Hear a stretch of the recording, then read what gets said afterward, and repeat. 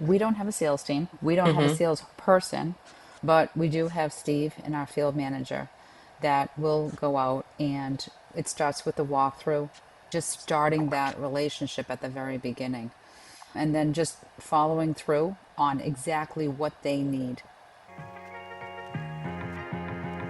Welcome back to Pest Radio, the podcast where we talk with the leaders shaping the future of the pest control industry, from operations and customer experience to marketing, training, business growth, and the systems behind long-term success. I'm Faye Cebioglu, founder of Dijital Karma. We help pest control companies grow through structured marketing systems that generate consistent, qualified leads and turn them into long-term customers. Today's guest is Marillian Missiti, president of Buona Pest Control, a family-owned company serving Massachusetts since 1978. And Marilyn is also one of the industry's most respected leaders. She made history as the first female president of the New England Pest Management Association and later served as president of the National Pest Management Association for 2023 to 2024, helping guide the industry at both the regional and national levels. So today we will also talk about her journey in a family business, building a successful commercial operation, industry leadership, and the lessons she has learned along the way. So Marilyn, welcome to Pest Radio, and it's great to having you here. Thank you for having me, Faye. I appreciate it. Okay, I want to start from the beginning because your story is deeply rooted in a family business that has been operating for almost 5 decades. So your company was founded in 1978. And what do you remember most about growing around the business? Yes. So my father started the company in 1978, and he did work for a pest control company before that. So I do remember, my father always being the exterminator, if you will. Mm-hmm. And I remember actually going on calls with him when I was little, Mm-hmm. in the vehicle and so forth on a Saturday, and having that kind of, vibe of what he did. I knew that back then as a child that he was helping people. I knew that right away. And then as a girl, I was like, ooh, you're killing bugs type of thing. So, not that I had a negative stigma, but it's definitely something that I probably wasn't planning to do at that time. So you started in the office after that, later, and moved in the field operations. So how did it begin and change your perspective on pest control? Yes. So I started working in the office as I was going to school, and I knew High what my father. school or It was college? college, correct. Okay. And didn't really have kind of a direction, but I knew I needed to take business courses. Hmm. So I was just really working in the office, helping my father and my three uncles that were at the time, and just answering the phones, doing some billing. And my father said, why don't you just kind of study for the pesticide Hmm. exam? So when customers call, you'll know what you're talking about. You'll have that knowledge and that wisdom on the phone and not just passing it off. And so I did. And when I was getting my license, not only was I training, with the material, but I actually went on the road with my uncles. So I think it was that clicked for me that this was something maybe I could do because I was in different environments, meeting different people, and I was in my early, 20s. So I'm like, this is great. This is something that you can't get anyplace else. And then, of course, seeing what they did, over those years as well, kind of just took off really organically, if you will. Was there like a point that you realized, okay, this is just not a family business, but a long-term career path for you? Absolutely. I think that kicked in a little bit later as I Hmm. really was gaining the momentum and getting more educated in the accounts and so forth and acclimated with the procedures and so forth. I think that took a little bit because I was still kind of like, I didn't know if it was for me or not. I didn't know if that was my path. And then certain things started clicking along the way. And then I knew that, okay, this is my journey. Is it like right after the college or, you No, know? I think it was probably maybe about maybe 7 years, 10 years maybe into it a little bit. I was doing a very prestigious account, Mm-hmm. and I thought I kind of arrived at that account, if you will. I was taking care of the IPM program, Mm-hmm. and I had great relationships. I had great mentors at that account. So I felt like I was working for them a little bit and not for Mm-hmm. my family business, even though I had my name on my shirt and I was still proud of that. That really kind of excelled me and built my confidence into, okay, like maybe there's something else out there. Maybe there's another level to this. But I really enjoyed what I was doing. So I was, not that I was idling, but I was just concentrating on those moments, on those months, those years, and really zoning in on taking care of those customers. Not really thinking about it at that time. It just came organically. It did. And then I think later on, when I got involved with the New England Pest Management Association, that's when it kind of took in a different direction, if you will. How was it like? You're still working with your uncle, but that time your dad, your three uncles, and I Yeah. know you're Italian. So Yeah. how was it like working with the family, I couldn't do anything wrong. I think back on it, and when you're in your early 20s, you're young and you're single Yeah, and yeah. right. And I had my uncles training me, and they were, disciplined, and they were great, of course, very, nurturing and so forth. But thank God I had that because they put me in certain situations that I would not be able to do moving forward. So I had to go into those difficult and challenging Mm-hmm. pest problems, right? Infestations. So at the time, I'm like, oh my God. But I passed my test right away, and I passed my certification right away, and I had my IPM, the Purdue correspondence course right away. So those are all the things that I'm really, thankful for now, of that discipline that my three uncles and my dad had for me at that time. What did you study at college? It was business management. Okay, Yep, so it also helped you on the way. absolutely. Went to Lesley University in Cambridge, Mass. So you didn't just grow inside the company, you also step into leadership roles that shaped not only you, but also entire industry. So you mentioned, starting in the industry when, there were very, very few women in the field. So how did that environment shape your confidence and leadership style early on? Yes. Well, in the company, it shaped it because I would go into construction sites and there'd be all these, masculine men there, and the rat is over there, and so that helped me build my confidence because I knew I had a Mm-hmm. job to do, and I wanted to do it right. I didn't want to be maybe the stereotype at that time, so I wanted to prove myself in that direction. Then when it came to New England, and yes, there was, of course, a handful of women at the time, and I thought it was very supportive because the women that I did know were supportive of each other, but Mm-hmm. also the men that were mentors to me in the association. You have to remember those men were also my father's colleagues. So there was a camaraderie there as well. So the support was really, really nice. And I just kind of went right into it, knowing that I had to be involved because we were a small company and I had to get those resources and tools to bring back to the company. I didn't have the IT and the marketing Mm-hmm. department down the hall. I had to get that networking going in the industry. And it worked very well. It really helped us get into another level.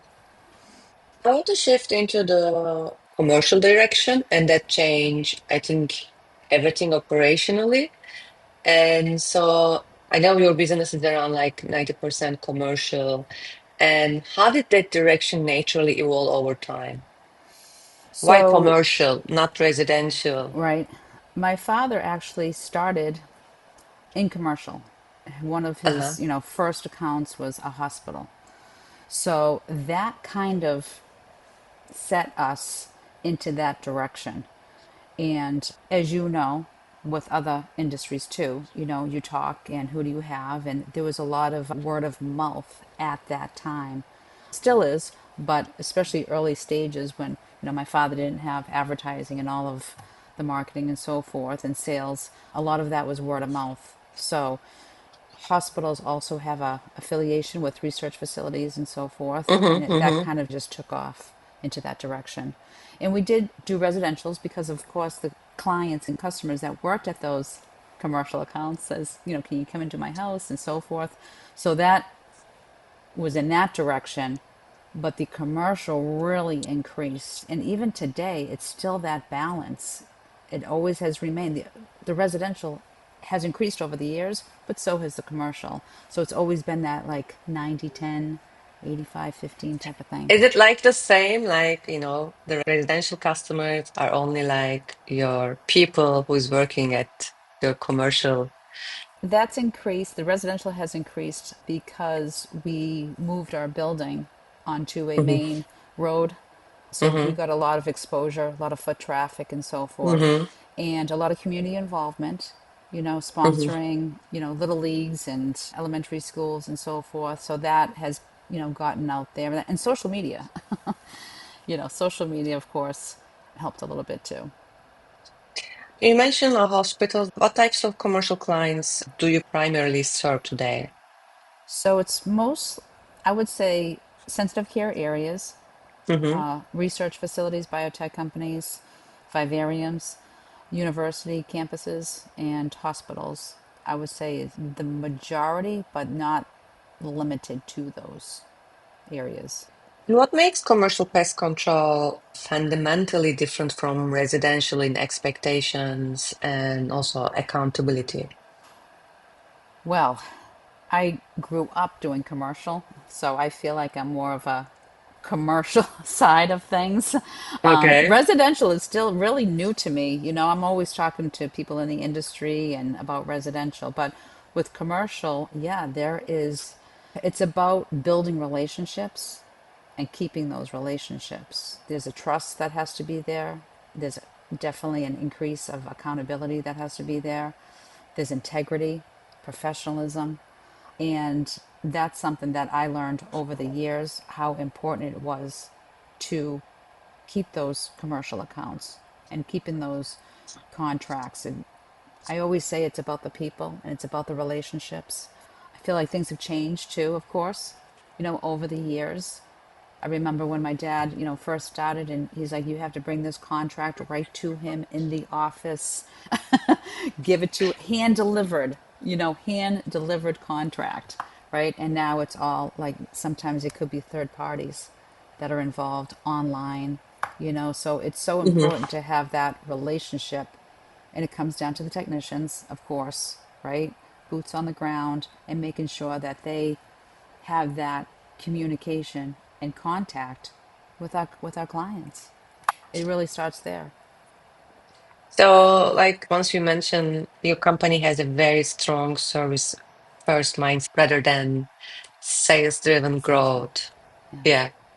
So, how has that philosophy influenced your success today? You know, when I think of that, it really is a peace of mind. And I tell our Hmm. technicians that too, because there's no pressure.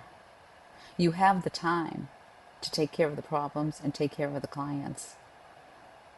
We're not going to put on your schedule that you have to do, 20 stops a day, but you're going to have that time to make sure that you're in those accounts, talking to the clients, making sure that there's no problems, doing your IPM, doing the proper reporting, all of the above. So I think that's extremely important. So, can we say that it's the same mindset when you were a kid in your father's truck and you were proud of your dad? Like, he is helping the community, he's helping other people. So, I see that it's the same mindset, I guess. Absolutely. Yeah, definitely. I mean, I feel like that's all we know, right? That's how when you grow up with something and those values that are installed in you, you take that with you personally and professionally. So once you win a commercial account, that I'm sure you are still trying to gain new commercial accounts and there's a big competition. Yeah. So how do most of your commercial accounts actually come in today? Referrals, partnerships, or long-standing relationships you built before? Right. A lot of it is word of mouth. I Mm-hmm. think our name is out there, and what the brand is out there now over 47 years, right? It's built over momentum. There's some things that come in like organically, but most of it is word of mouth, or people that have known us might have left one place and moved to another, and so forth. Come back. Exactly. So, in your experience, it's very important for our listeners because I know a lot of residential pest control companies also would, you know, want to step into commercial, but they have no idea because it's very different than residential, Right. both operationally and the relationship management. What does a successful commercial sales cycle look like from first contact to signed contract? We don't have a sales team. We don't have a Mm-hmm. sales person, but we do have Steve and our field manager that will go out and, it starts with the walkthrough. It starts with them knowing about our company if they don't already, and just starting that relationship at the very beginning. And then just following through on exactly what they need. I think a lot of clients have different needs, and finding Mm-hmm. those pinpoints of what they need is extremely important. And once we have that, I think it's easiest for move forward and find that ideal package for them that fits their needs. I think it's worked in the past, and I feel like that's just a small part of it too.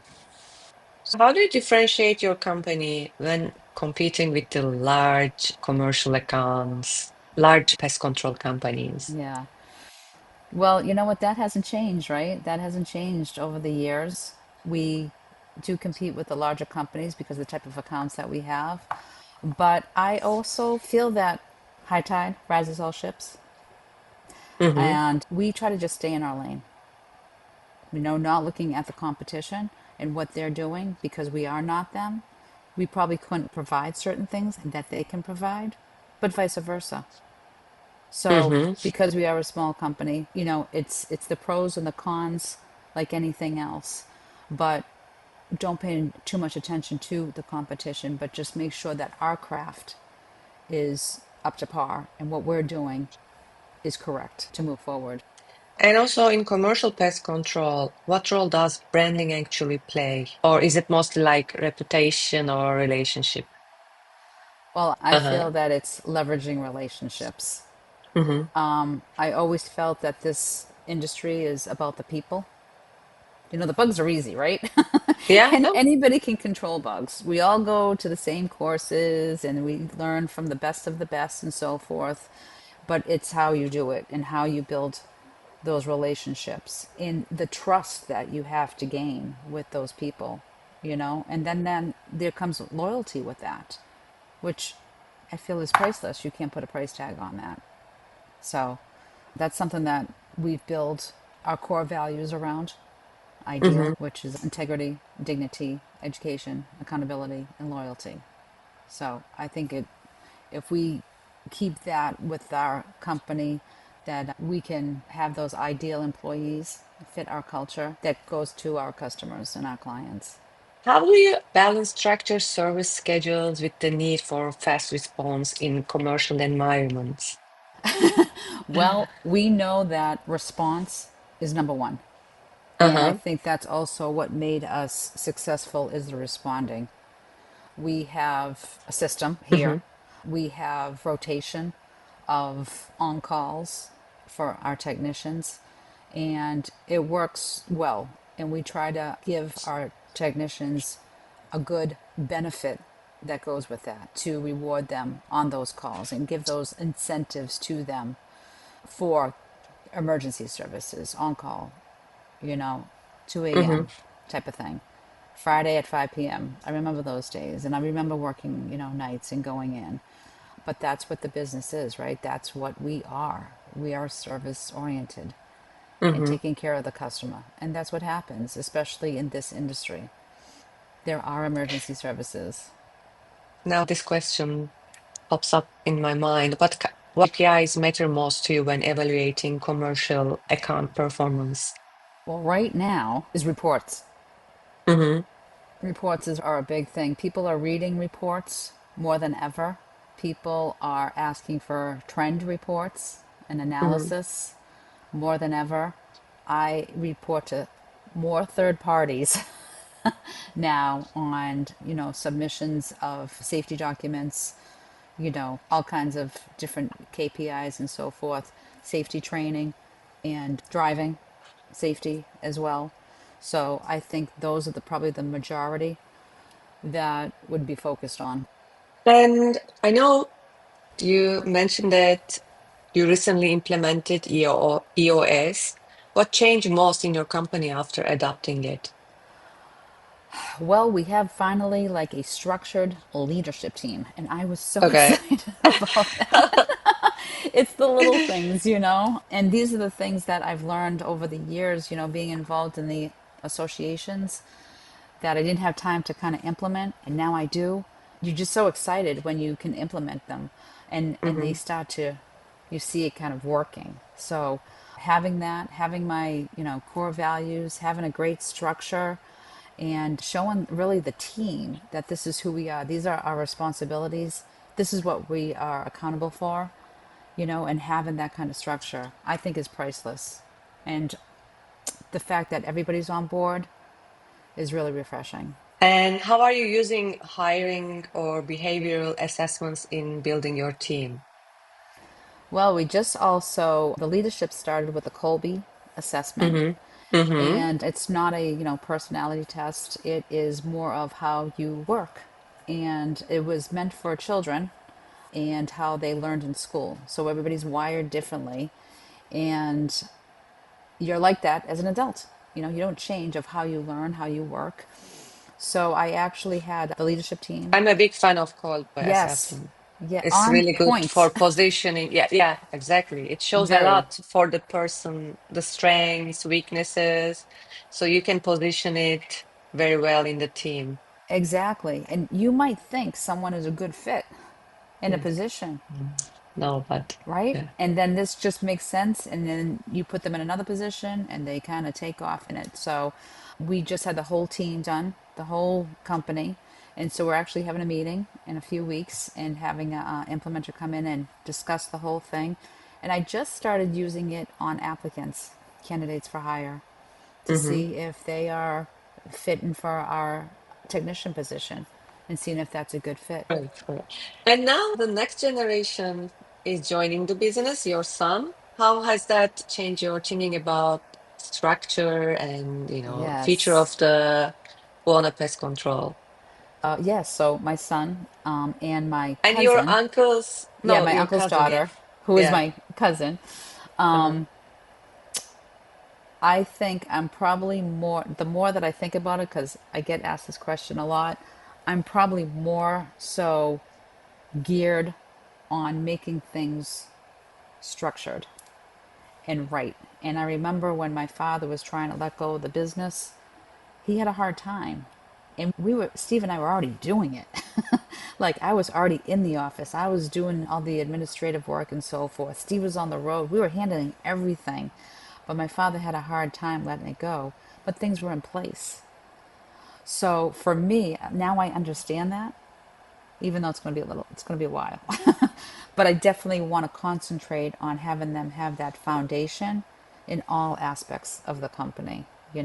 Mhm. Nervous? Yeah, absolutely. Want to do the right thing for them? Yes, absolutely. All of the emotions, right? All of it. But I think they understand the family. They were brought up in it.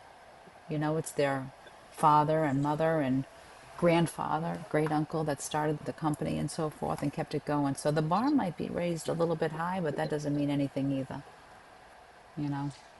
Well, yeah, I think it will be a nice, base for them. Absolutely. And also, I'm sure growing in the business like you, they have already had that mindset, like you had when you were a kid. Absolutely. And I always say that Steve and I were a little bit opposite, but we have the same goal and we have a great Mm. balance. And I think Melissa and Anthony will have that too. So it will be exciting to see it goes. Good. And also, what is your approach to developing internal leaders instead of Yes. hiring externally? Yes, so that's where the EOS comes in. We have hired internally team lead, a technician that has been with us and proved himself. So excited about that. We have our field manager that has been with us 18 years, so he was promoted to field manager a while ago, and he's been strong part of our team. So I think it's really important to hire within so they know our culture, they know our Hmm. values, and they get it. And but we'll see what happens in the future. A lot of the hiring too has become word of mouth, a friend of a friend or so forth. Not You have necessarily, 16 technicians, right? yes. So it's amazing. So you have somebody for 18 years because, one of the biggest struggles I hear from the industry is retention for technicians. How do you do that? Well, we have our share at that. And I think the biggest challenge, like with anything else, is they could be great as a technician in the Hmm. work, but maybe they just don't fit the culture of our company, and there's that integrity of, what are you doing when no one's watching type of Hmm. thing. And we take that seriously. You're going into certain accounts, maybe all of the accounts, and you have to, project yourself in a professional way. And it comes down to the little things, the most littlest things, even with residential. Hmm. Like I said, everybody knows how to do pest control, but how are you going to shine? How are you going to be better than the average pest management professional? What are you going to do? And those are the things that we talk about in our team meetings. You know, for instance, my manager, he was, we have a customer, she's a senior citizen, and she had an ant problem, and she needed a new barrel. It was a very simple, like, problem to solve, and she wasn't able to get this barrel. So, of course, he went out, got the barrel, fixed it. It's the little things, and it doesn't cost much, and it's part of the service. It helps the service. But those little things people talk about. They talk about the good, the bad, the ugly, they talk about everything. So why not have those moments that, you can shine with that customer? And even if it doesn't go anywhere, you did the right thing. You can sleep at night, and have a peace of mind that you're just doing the right thing. I think that's what it And comes also, down I, to. I did a great job today, that Yeah, feeling. That because absolutely. it also, when you go to bed, it keeps you motivated. Exactly. So now I want to talk about your role in the industry. So you became the first female president of New England Pest Management. And what did that milestone represent for you at the time? Well, at the time, of course, it was very apparent, that I was the first female, Hmm. but I was probably more proud that I was the next president. I mean, at that time, because there was so much You never support. seen, I think because how you grew up, I can get you. So you never feel like I'm a woman in this industry, maybe. Right. You're just a person, not woman Yeah, or man. Maybe that's why it excited you more become the next president. exactly. I think that's I don't know. exactly. Is it like this? I don't know. No, I just had the light bulb. You just pinpointed it right there. That's Yeah. exactly right because I grew up with, my uncles, my Hmm. dad. Then when I went to go work in these accounts, all the other contractors were men, and then I go to New England, there's men. There's some women too. You know what I mean? But for the most part, it was the norm for me. It was the Hmm. norm. And the fact that they were mentors, like I said, some of them were my father's colleagues. It was easy. It was nice. It was easy. Not that I didn't have my challenges. I definitely had my challenges, being a female, with men or even just with clients and customers. They weren't used to a female coming in.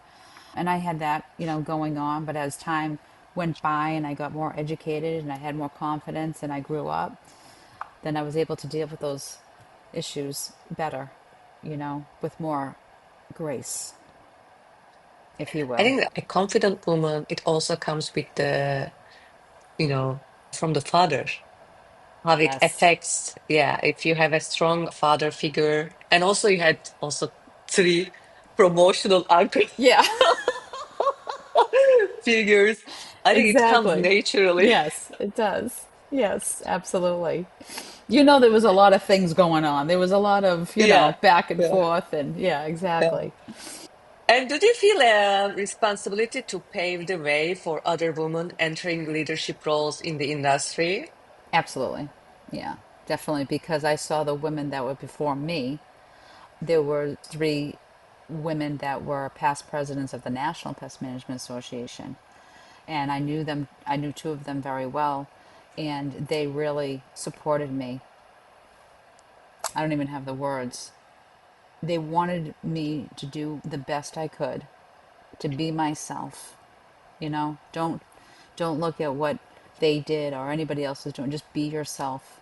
And I always say stay in your lane type of thing, and it will be fine. But they coached me and supported me throughout since I got on the executive board. And that's something that And is priceless. I hear that a lot from the industry. Everybody is supporting each other a lot. I think it's a very supportive industry. Yes, it is. I mean, you've been at the Women's Forum. Twice. Yes. Yes, yes. When I came back, I was feeling more motivated. Yeah. It's Every time, empowering each yeah. other.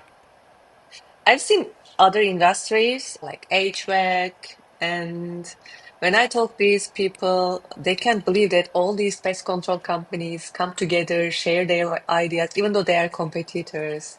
Right. That's priceless. Really is. They want you to succeed. They want you to be the best that you can be. And it takes time. Like, it takes time for that. When you coach someone, you have to take that time out of your personal, professional life, Mhm. and I hear about it all the time too. I'm like, what do you mean they support? Like, you have a mentor, you have a mentee, It's that type of thing. So it's a great industry. And you were the president of the National Pest Management Association. And what was it like serving as a president during that time? What a great experience. I mean, I said it at the speech in Pest World. Like, if you asked me if I was going to be in that position when I was 21, riding along with my uncles, trying to figure out what I was going to do, that would have been the last thing on my mind. Like, how am I going to get there? How am I going to get there? What kind of, it's just mind blowing. So it was a great experience. The people that I met along the way, all over the country, and some across the pond and so forth. It was a great experience. It really was. And, there was a couple challenging things as well. I think the only challenge thing that really hit me hard was when I got back from Pest World when I was president. My mother passed away, and she was just a huge cheerleader in my life. She was a working woman. She worked when I was little, and I looked at her as, a professional woman who was successful. And she taught me all about, customer service, and putting yourself in other people's shoes, and that kind of compassion, that, yeah, my uncles and my father had too, but from a female point of view. Point of view, yeah. Yeah, and she, knew that I was president and so forth. And but when I came back, I think that was really just a little challenge for me because I had to keep it going. But knowing that she was with me, I think I was able to do what I did and complete the term and so forth. But I look at it as a positive thing because she was there for me at pinnacle times in my life to get me where I was. What was the most rewarding part of leading the association at a national level? Well, again, it's about the people. It's all about the Yeah. people. The net NPMA staff, Hmm. amazing, incredible, talented group of folks over there. They want you to do your best, and they help me reach what I wanted to do, for the association and so forth, and help me get to that point, and just really excelling on the different committees, the new initiatives that took place Hmm. over time, and to see that kind of blossom and thrive in the industry, not just in the association, priceless. workforce development. There was the diversity and equity inclusion Hmm. task force as well that got started and continuing now. Same thing with workforce development. There was the platform that I had on sex trafficking, the Safe House. That was really important to me at that time. So it definitely was able to open those doors for the industry, which was great to see. Great to see. So after a year, and what key lesson or insight did you take away from that experience? Oh, that's a good question. I would say that people come from all walks of life, right? They come from all different backgrounds, and sometimes you just don't know what's going on with people's personal lives, and you have to be compassionate and patience. I think, of course, that goes for, your personal life too. But as I got to know people, where their backgrounds were from, going to their offices, seeing how they operate and so forth, I was really proud to be part of that. I was proud that they shared their experiences with me, that they shared their environments with me, their challenges, their wins. I think that's something that I'll keep, forever. Looking back on your leadership journey with both New England Pest Management Association and National Pest Management Association, what are you most proud of? I would say with the New England Pest Management Association, it was Opening a path, maybe the first woman that, of course. You can't ignore it. You president. can't ignore it, You definitely have to recognize it. But I would say that I received the Bartlett Eldridge Award, which is a Hmm. prestigious award in the industry. I was very, very proud of that. The fact that I was following the past presidents as, support. My father was also a past president, so he was there to support me as well. So second generation type of thing. And I Hmm. think with the national that I was most proud of is that I was just able to do it, for my own personal reasons that I, the way I grew up, the way I started in a small business. I always thought that if you were the president of NPMA, you had to be from a big company, you know? Hmm. And Hmm. I realized that that like wasn't the case. That once I found out that no, it's it's diversified, and yes, women can be president and you can be from a small company and you can have a Boston accent. It's okay. It's okay. I So have once a, I got those done, I was fine. non-native accent. So Boston accent? Yeah. I don't even hear Yeah, that. once I got approval from certain people, I was like, okay, I think I can do this, So, yeah. Actually, I was going to ask you that. Looking back, how do you think that the industry has evolved in terms of diversity and, leadership Oh, opportunities? But it's thrived. yeah, I mean, Faye Golden, who was president after me, first yeah, African American woman, that was history. She made history on that, So it's definitely come a long ways. And I think I'm hoping that people don't talk about it anymore. It's just going to be part of the norm. It's just going to be part of the culture of NPMA. And I think that's what the goal you know, is just to kind of move forward with that mindset. How awesome would that be? Right? yeah. Awesome, amazing. Maybe one day I'll be the president. Never say never, Faye. Never say never. Yeah. You never know.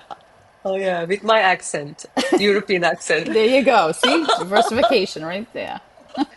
And before we wrap up, I want to ask you a little bit more about commercial growth and, zoom out both the industry and, where do you see commercial pest control evolving over the next 5 to 10 years?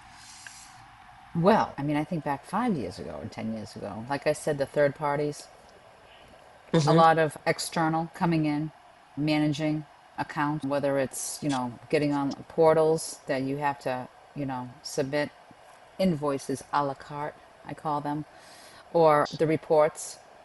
I also feel like the technicians have to step up a little bit. They have to have like a business sense of mind when they are servicing these commercial accounts. It's not just about like it was back in the day when my father was. The more he sprayed, the better job he was doing. Now it's how can we solve this problem? What can we do to prevent the problem? And finding the value in that. Again, relationships as well. That has to definitely be increased. I tell my technicians all the time, it's so important to meet your contacts and to touch base with them when you're in there all the time. Because if there is a small problem and you don't touch base with that contact, that small problem is going to turn into a big problem. Because, oh, well, I never see him. He's not here. But if Larry is talking to Joe all the time, and then there's might be a larger problem, he's going to say, you know what? He's in here all the time. I know he's on it. I know he's taking care of it. It's very simple. And that math works so well. It's so successful. If they can get that, if the industry, like technicians and so forth, can get that, that's especially in commercial accounts, having that contact. Looking back across your leadership journey in the industry, company growth, and also your personal journey, what are you most proud of today? Obviously, my kids, my two children, Anthony and Gianna. Anthony's 24 and working for us, and my daughter's will be a senior in college. And of course, my husband, my family. Family, again, extremely important to me. That's where it starts. That is the proudest that I am. And of course, the business is definitely proud of. My name is still on it. I'm humble and proud of what my father has started. I'm happy for him. He was a Vietnam vet. He worked hard, built the business, and he's a strong 80 now, and he's retired. And the fact that I have good relationships with my family, healthy relationships, open relationships, that we can get through anything. And I'm hoping that will last forever because that's really what it's about, too. So I think, of That's course, valuable, very valuable. yeah, I think that's what of course, we have our moments, just like any family or any business and any Of family course, business. yeah. Yeah, we're going to have it, but we'll be able to get through it. That I know. So thank you so much for sharing your experience, perspective, and also what stands out, how commercial pest control is not just about service delivery, it's about, trust, long-term discipline, relationship, and systems, and also your journey from family business roots to national industrial leaderships, gives a rare full circle perspective on how this industry actually scales. And I really appreciate your time, Marillian. Thank you, Faye. I appreciate you having me. I enjoyed it. Thank you.